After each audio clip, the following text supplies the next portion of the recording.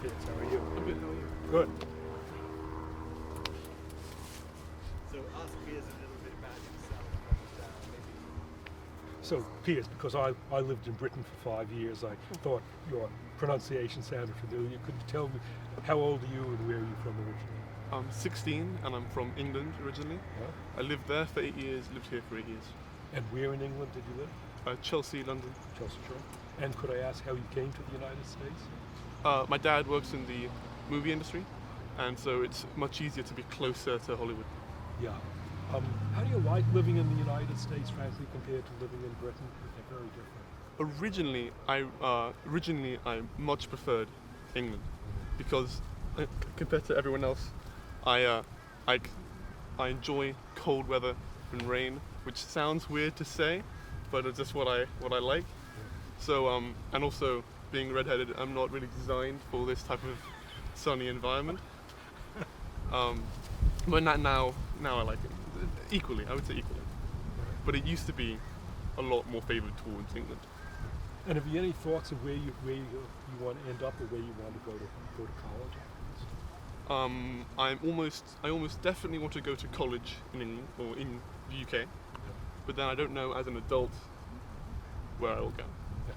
Interesting. So why is it that you want to go to college in the UK? I think because it's cheaper. is the All right, that's a good reason. You know, it's very different in that you have to specialize at the beginning. Yeah. And so you're 16. When I think back of when I was 16, in retrospect, being 16, being a teenager, was perhaps the most confused, for me, time of my life when on the one hand, you know, I'm getting to be adult size and I'm having to do adult things, and on the other hand, I don't have the experience of being an adult, so it was a really confusing time, but I'm not sure that, I wonder if I had a more difficult time than most. How are you finding it being 16? Good. Better than 15, I would say. Yeah. I think maybe technology, it's a good thing here because there's so many like educational resources and news websites and kind of like ways to learn that are online, that it's like on my phone. So like you can, if you're interested about something, you can just easily find out about it with just a few clicks. So. And what are some of the things that you learned about clicking on it? Because this didn't exist in my day. So like I have I did a few online coding things before. I'm doing a little bit of microeconomics this summer online. And what is microeconomics that you do? Like the study of individual firms and actors and their economic decisions. For example, like supply and demand, elasticity, and that kind of stuff. Boy, you are pretty advanced compared to what I was at age 16. Might you go into economics then? I don't know. And the school that you go to now is? A Viewpoint School in Calabasas. Okay, so are you living out in Calabasas? No. That's a long commute each day, is It's a very long commute, yeah. I transitioned in 8th grade from waking up at 8 and being at school at 8:15 till now, 10th grade, 11th grade, waking up at 6 o'clock and being at school at 8:15. Wow. So it's been tough, but it's worth it. What's the advantage of Viewpoint? I'm not familiar with it. It's just like it's a perfect school for me. I like the academic kind of structure and the sports facilities, and like I have lots of friends who go there, so it's really fun. That's very good. Yeah. Is it mixed boys and girls? Yeah.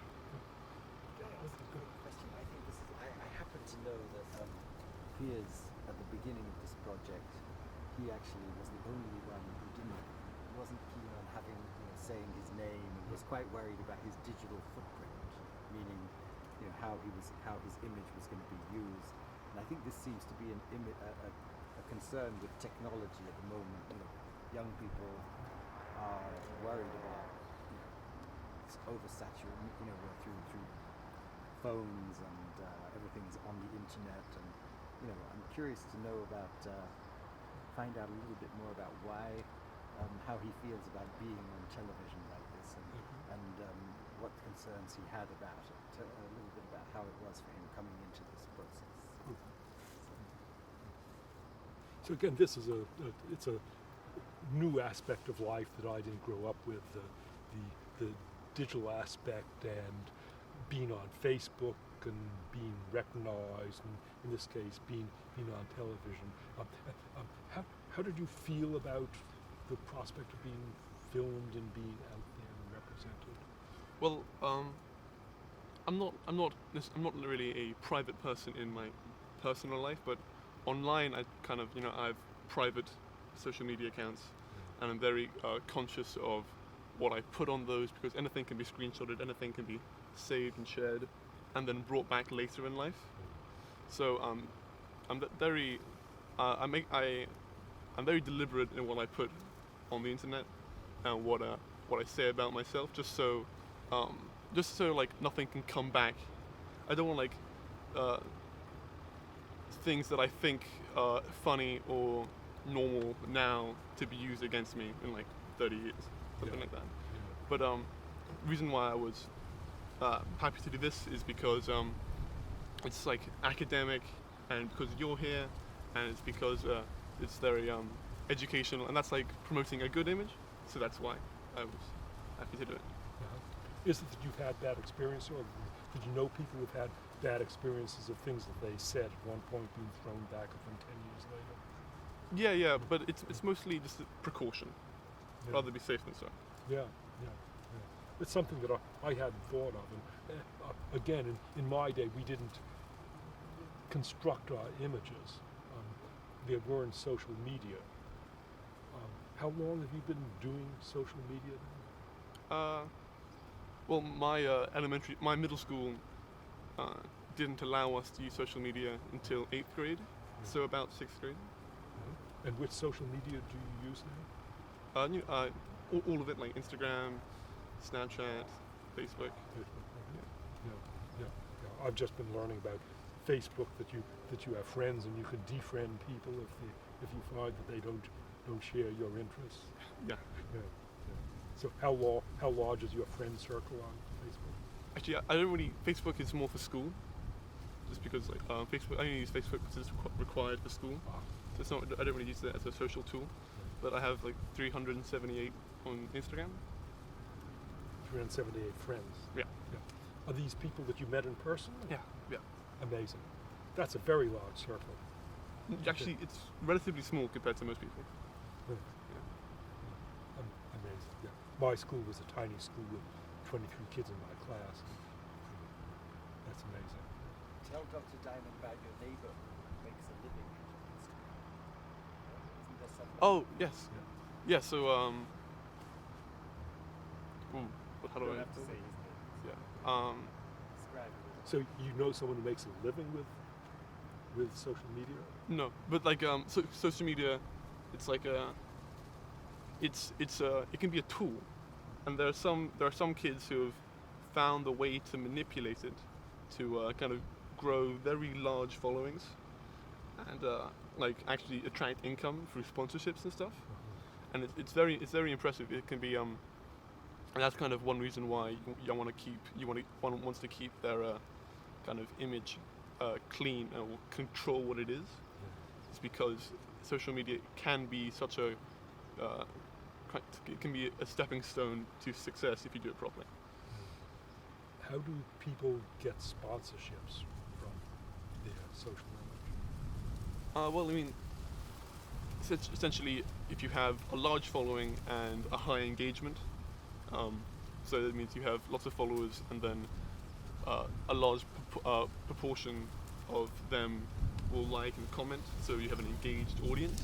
You can get companies to kind of pay you to have either direct ads or have their products in your photos, that kind of stuff.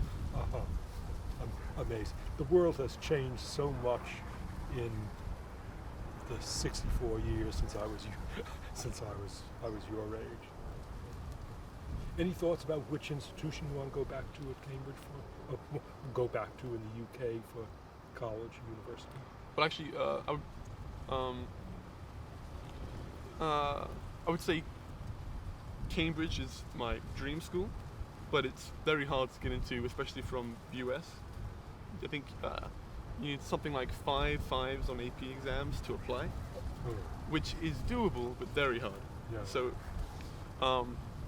So I would say Cambridge would be Cambridge is the dream, but there are many other fantastic schools to go to. Yeah. So Cambridge was the school that I went to for graduate study. Yeah, so I was an undergraduate at Harvard, and then I went to Cambridge. And in those days, it was to be a graduate student there was easy because my undergraduate advisor recommended me, and I was accepted, and there wasn't even any application. Yeah, I was at Trinity, which is the biggest of the colleges, and it's a very beautiful place. Finish up. I'm curious. To me, it's very curious that at 16, it seems like a lot of pressure to always be thinking of all eyes of the world are on you. And to just if we can expand how actually that feels, how much Piers is aware of that. Is it just something? To me, it's so different to hear you talk about your image and concern about your image and constructing an image. Is this something that you've grown up with, or that you gradually found yourself getting into and had to deal with? Namely, concern about one's image through social media. I went to a really good middle school, and we had like technological education classes, and like more than any other kids that I know from high school now. So I think just since pre-teen levels, we've been having open and like honest discussions about how the internet works and how everything is preserved.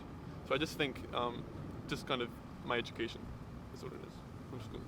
Can I ask, my concern with the media is the decline of face-to-face communication. You have 378 friends. Do you spend much time talking with people face-to-face? Yeah, but yes, and I agree that there is less face-to-face communication with social media.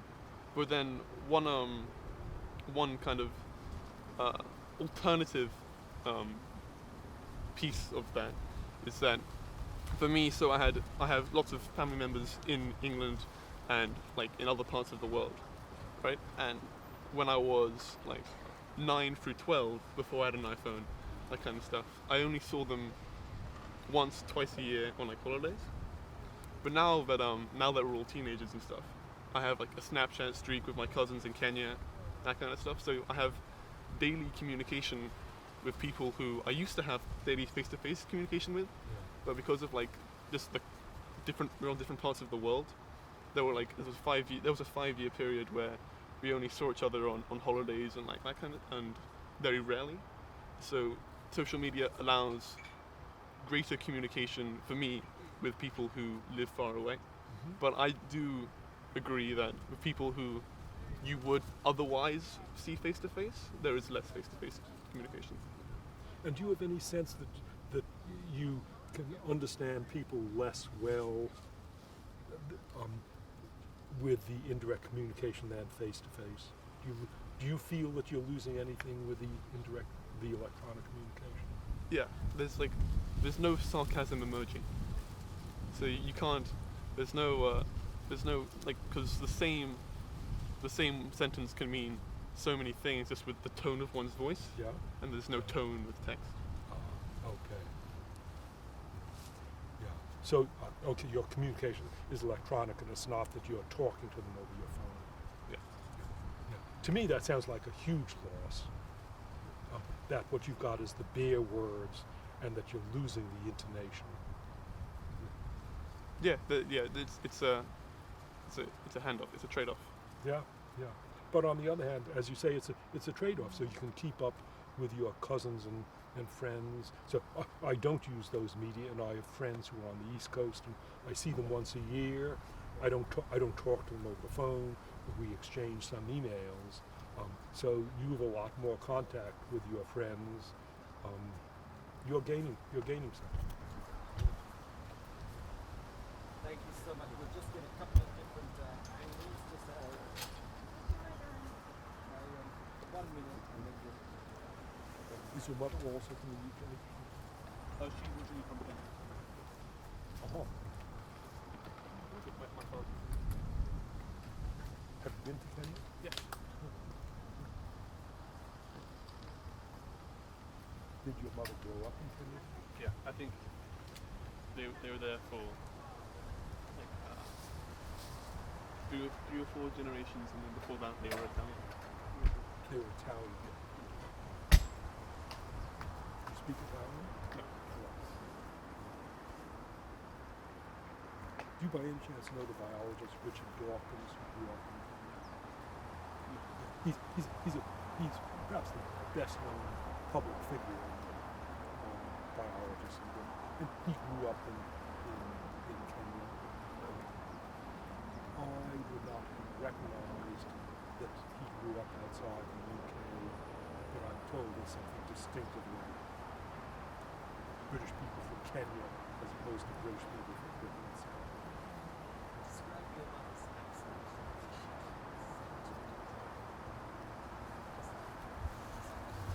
We need to listen to tell Oh. how it was your first arrival in the US. Wait. So accent or US? No, anything. We're not really using your. Okay. This is just for visual. Just for visual. All right. We need you to talk to understand. About how. When we first moved to America, we got to LAX. It was late afternoon, and it felt almost as if there was a heat wave. But later I found out that's just how it is here. So it was a really abrupt change just in temperature. But that same day, that's kind of a negative memory. Not really negative memory, just like kind of surprising memory. But that same day, I had a great memory about ice cream.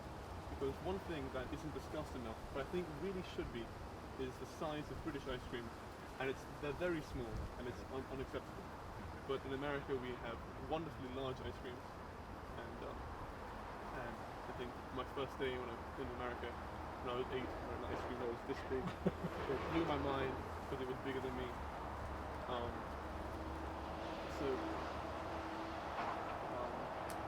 Okay, great. I think we got it. Your ice